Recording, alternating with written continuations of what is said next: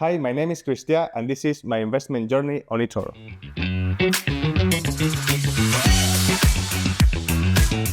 I chose eToro because it is very easy to use and you can learn a lot from what people share on the feed.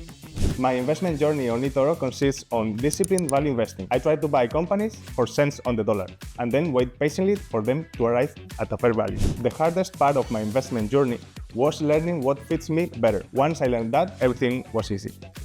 My key milestone was building a community on eToro around value investing and sharing my knowledge and their knowledge with everyone else, so we can all learn how to invest together. The most valuable lesson I learned during my first year on eToro was being patient. I had to stand the drawdown of the COVID, so it was very important to keep investing and keep a disciplined mindset.